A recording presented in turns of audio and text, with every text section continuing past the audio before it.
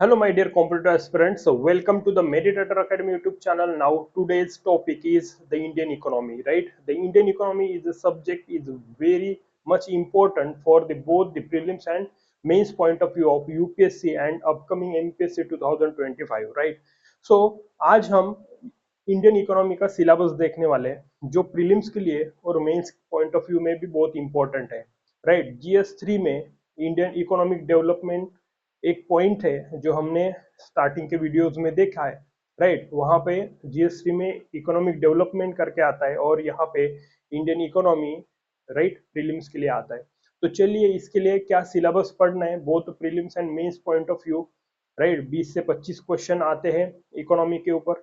तो चलिए आज हम सिलेबस डिकोड करेंगे और इसके लिए कौन सी किताब पढ़नी है, राइट, और इसे कैसे पढ़ना है, फैक्चुअल इंपॉर्टेंट है या करंट बेस, ये सब हम आज पढ़ने वाले हैं। ओके, तो चलिए हम डिकोड करेंगे Indian economy, right? The UPSC MPSC, right, both the prelims and mains, the Indian economy, Indian economy syllabus, right?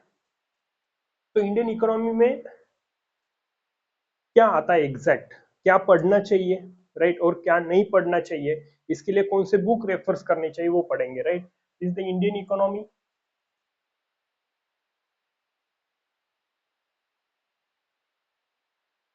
Part 1। Okay,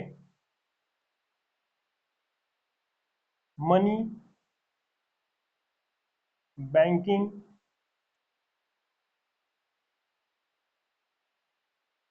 finance and insurance,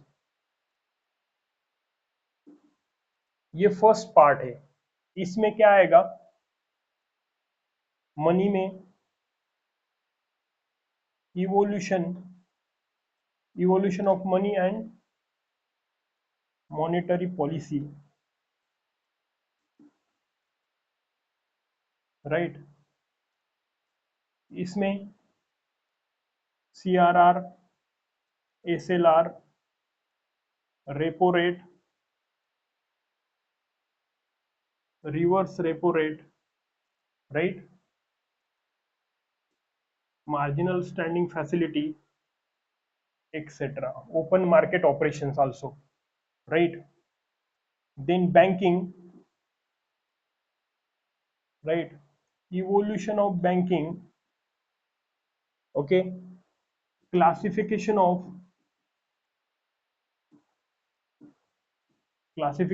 financial institutions,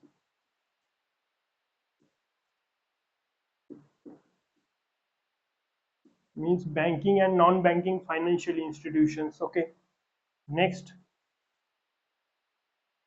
finance, financial market, means SEBI, Sensex, DMAT also, right? Next, and financial inclusion,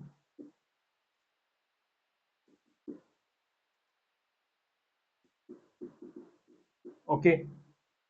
Last, insurance, life and non life insurance.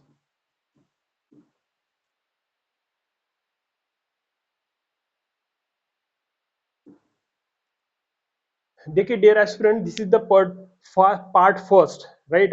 इसे chapter भी बोल सकते हैं, right? ये chapter में ये points आएंगे, right? तो ये सबसे मोस्ट इंपॉर्टेंट पॉइंट्स है, right? The banking and monetary policy, इसे स्टार कर दीजिए।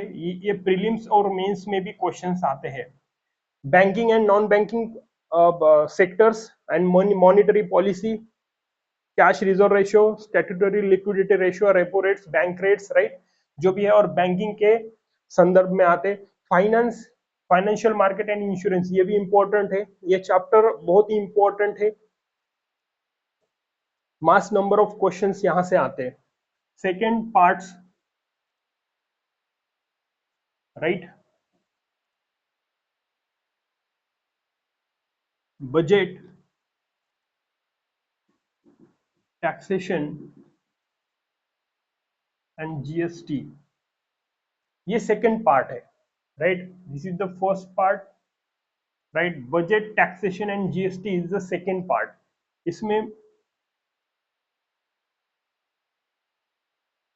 बजट में इकोनॉमिक सर्वे भी आता है, इकोनॉमिक सर्वे, राइट, ये बहुत ही इंपॉर्टेंट है, right, this is the budget, right, and economic survey, right. तो बजट बजट जब आता है तब इकोनॉमिक सर्वे भी आता है। इसे क्या करना है, जब इसका बजट पढ़ना है आपको और इकोनॉमिक सर्वे, इसका जिस्ट आता है ना, पूरा पढ़ने की जरूरत नहीं है, इसका जिस्ट आता है, वो जिस्ट बनना मीन्स समरी आता है, राइट, समरी पढ़ना है, इसके exact line to line question में पुट किया जाता है। न्यू टर्मिनोलॉजीज है जो बजट में आई है और इकोनॉमिक सर्वे में, वो डायरेक्टली प्रीलिम्स और मेंस में पुट किया जाता है, तो इसका जिस्ट याद करना इंपॉर्टेंट है, right. Next, taxation, right, direct and indirect tax, okay, इसको ओवरकम करके जीएसटी आया, right. Good and service tax, ये क्या होता है ना, क्या अमेंडमेंट करके आए, कौन से आर्टिकल में इंक्लूडेड है, राइट, और इसकी क्या काउंसिल है, ये सब स्टैटिस्टिक्स आपके पास होना चाहिए, राइट। तो ये इंपॉर्टेंट है, बजट और इकोनॉमिक सर्वे, इसे स्टार मार्क्स करके रख दीजिए, राइट। और GST, then part third, means third chapter बोल सकते हैं या फिर पार्ट्स बोल सकते हैं, ओके, ये समझ में आया, ये बहुत ही इंपॉर्टेंट है, डायरेक्टली क्वेश्चंस आते हैं प्रीलिम्स में भी मेंस में भी, राइट। जैसे जीएसटी अब आया लेटेस्ट में, एक बार आया था कि कौन से जीएसटी के स्लैब में कौन कौन से प्रोडक्ट आते हैं, राइट। और बजट क्वेश्चन, जीएसटी आने से क्या इंप्रूवमेंट हुई है ना, ऐसे एनालिटिकल क्वेश्चंस भी आते हैं। बजट और इकोनॉमिक सर्वे, राइट, इसके ऊपर मतलब जीडीपी ग्रोथ, राइट, पिछले 3 साल से बढ़ रही है या कम हो रही है, ये ऐसे क्वेश्चंस प्रीलिम्स में पूछे जाते हैं, इसलिए जनरल टर्म पिछले 1 साल का और लेटेस्ट का सॉरी बजट और इकोनॉमिक सर्वे आपको पता होना चाहिए, okay. Part 3, balance of payment means BOP and international trade, okay, so the balance of payment,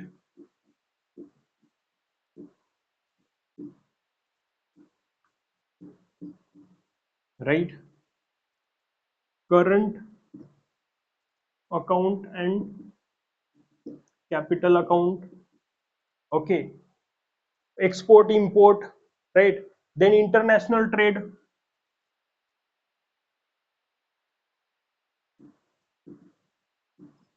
international trade, World Bank, World Trade Organization, World Economic Forum, International Monetary Fund and World Health Organizations, right। तो देखिए, international trade, world trade, world bank, IMF, इनका basics पता होने चाहिए, ये कब established हुए, right, कौन से कंट्री में इसका हेडक्वार्टर्स है, इसके फंक्शंस क्या है, राइट, और इंटरनेशनल ट्रेड्स, राइट, वो इसके क्या प्रोटोकॉल्स है, कैसे ट्रेड्स करना, राइट, तो कौन से रिपोर्ट्स बनाते, ये सब आपको पता होनी चाहिए। बैलेंस ऑफ पेमेंट, ये बहुत ही मोस्ट इंपॉर्टेंट पॉइंट्स है जो मेंस में भी और प्रीलिम्स पॉइंट ऑफ व्यू में भी आता है, right. Next, part 4, right, sectors of economy and GDP and inflation, okay, ये third chapter and this is the fourth chapter, okay. Sectors of economy, इसमें आता primary primary sector, secondary sector and tertiary sector. Primary sector कौन से है, secondary tertiary sectors कौन थे? Primary है agricultural, right, then manufacturing, agriculture, mining, manufacturing industries, right, and third service sector, right. These are the sectors of economy, right. तो primary secondary tertiary sectors, industries of economy कौन से है, इसमें production कितना है हमारा इंडिया का as compare to world, right, ये कंपैरिजन पता होना चाहिए। कौन सी चीजें एक्सपोर्ट इंपोर्ट करते हैं वो सब, ये सर्विस सेक्टर्स में ये रिलेटेड टर्म्स आते हैं, इसके ऊपर जनरल क्वेश्चन बनते हैं, right. Second, GDP, gross domestic product, right,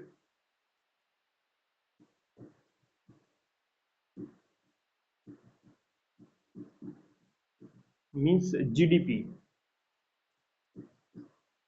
means एक कंट्री के अंदर एक साल के में एक पर्टिकुलर टाइम पीरियड के अंदर फाइनल गुड्स एंड सर्विसेज का मार्केट फाइनल प्राइस, है ना, जो फाइनल प्रोडक्ट बनता है वही इंडिया के अंतर्गत फाइनल गुड्स जो एक साल के अंदर इसकी फाइनल प्राइस जो होती है उसे जीडीपी बोला जाता है, राइट। तो इसका ग्रोथ कितना हुआ पिछले 2 साल से, है ना, current year compare to current year, ये सब क्वेश्चंस पूछे जाते, राइट। तो ये हुआ GDP, right, GDP, GNP, NNP, right, etcetera. Okay, आप पढ़ लीजिए इसके रिलेटेड। नेक्स्ट है इन्फ्लेशन। इन्फ्लेशन, डिफ्लेशन क्या होता है, राइट। तो देखिए ये इंपॉर्टेंट है, एंड सेक्टर्स ऑफ, ये मेंस के लिए बहुत ही इंपॉर्टेंट है, और जो इंडस्ट्रीज है उसमें प्रीलिम्स में भी क्वेश्चंस आते हैं। तो ये फोर्थ पार्ट हुआ, sectors of economy, GDP and inflation, right. Next fifth part, ये लिख लीजिए, फिफ्थ पार्ट है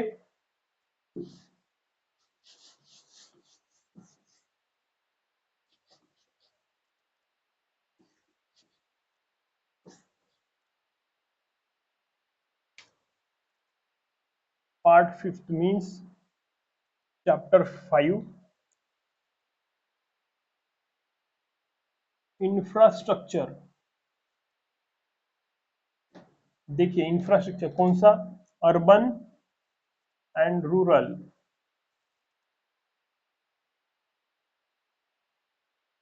अर्बन एंड रूरल इंफ्रास्ट्रक्चर। इसमें आते हैं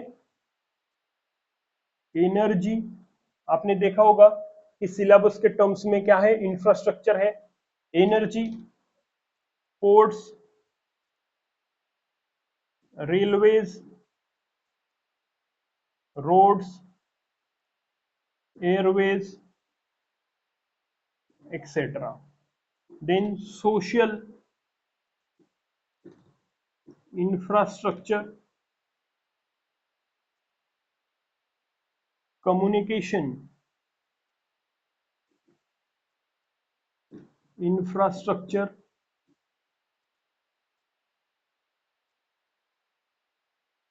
defence infrastructure, right. These are the infrastructure. ये करंट बेस है, इसके लिए स्टैटिक जो भी बुक में है वो, और इसका करंट अफेयर से रिलेटेड क्वेश्चंस बनते हैं, राइट। लास्ट के 2 पॉइंट से पूरे करंट बेस है, आपको सिर्फ बेसिक्स फंडामेंटल्स इसके पता होनी चाहिए। उसके लिए कौन से बुक पढ़ना वो बताएंगे।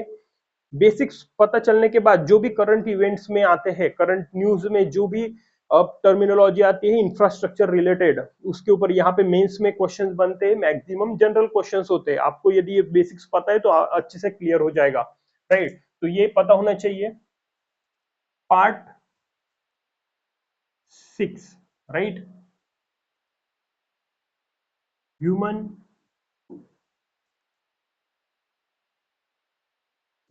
resource development means HRD, right? ये पूरा करंट बेस है, राइट? इसमें क्या आता है, यहाँ पे आते हैं इंडाइसिस, रिपोर्ट्स, योजना, स्कीम्स, राइट, एक्सेट्रा। यहाँ पे देखिए जो भी मतलब ईज ऑफ डूइंग बिजनेस है ना, मतलब ह्यूमन रिसोर्स डेवलपमेंट क्या है, तो आप हम सब क्या है, यंगस्टर्स है, ये इंडिया की इकोनॉमी को बूस्ट करते हैं, राइट? अच्छे से पढ़ेंगे लिखेंगे तो अच्छे बनेंगे, अच्छे बनाएंगे तो ऐसे अच्छे इकोनॉमिक ग्रोथ होंगी, राइट? तो अच्छे से प्रोडक्ट्स लेंगे तो इकोनॉमिक ग्रोथ बढ़ेगी, राइट? तो ये है हमारा ह्यूमन रिसोर्स डेवलपमेंट, राइट? तो poverty index, right? Ease of doing business,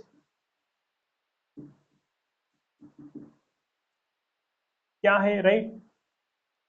जननी सुरक्षा योजना, right? Ayushman Bharat,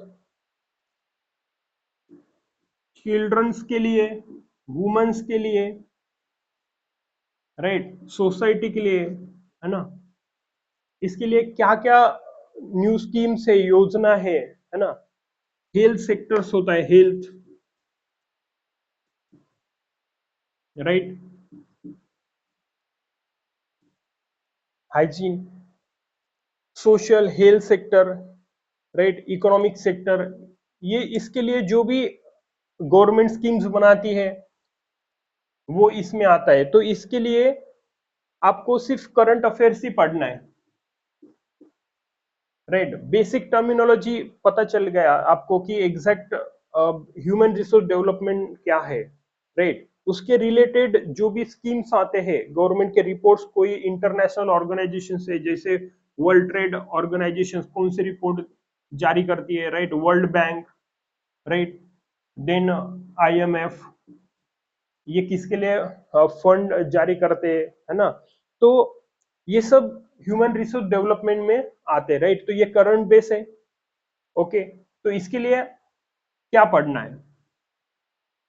for basics of economy, right? तो रेफरेंस है 11th standard NCERT, Indian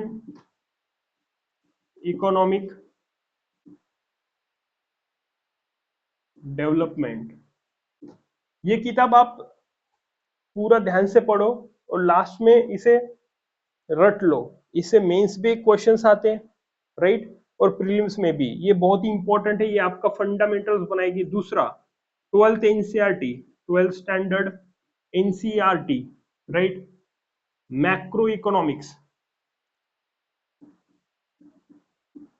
right? ये macro economic, not a micro, not micro, right? GDP वो micro आती है, थोड़ा सा ही पार्ट्स है जो कैलकुलेशन, कैपिटल, है ना, करंट अकाउंट, रेवेन्यू, वो छोड़ दिया तो बाकी सब मैक्रो इकोनॉमिक्स है। माइक्रो छोड़ के, माइक्रो नहीं लेना, not micro, right? Only macro, macro economics. और रेफरेंस के लिए यदि आपको रेफरेंस चाहिए तो मार्केट में से कोई भी अच्छी वाली किताब आप मार्केट में से यूज कर सकते हो। और उसके साथ साथ करंट अफेयर,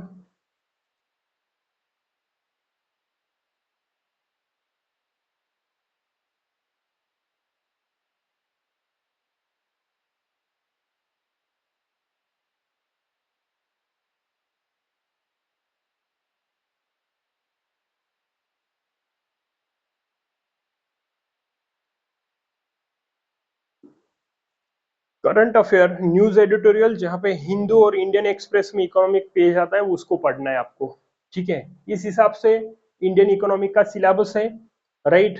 देखा जाए तो टफ दिखता है लेकिन है नहीं, आप कोई भी किताब उठाओ और आप यदि पढ़ने लगो, है ना, तो क्या होता है कि आप ऐसा लगता है कि इकोनॉमिक्स पढ़ रहे हो, लेकिन उसे लोकल इकोनॉमी के साथ मैच करो और पढ़ो, वो इकोनॉमी आसान हो जाएगी, अदरवाइज इकोनॉमी टफ बन जाएगी। ओके, तो हम आगे वाले लेक्चर्स में उसे इजीली कॉम्पिटिटिव वाइज लेक्चर की सीरीज बनाएंगे, राइट। तो यदि आप नए हो तो चैनल को सब्सक्राइब करो, शेयर करो, लाइक करो और कमेंट कीजिए। लाइक, यहाँ पे इकोनॉमी का सिलेबस ओवर होता है, राइट, ऐसे आपको पढ़ना है। तो thank you for watching this video, and all the best for your future life. Okay, thank you.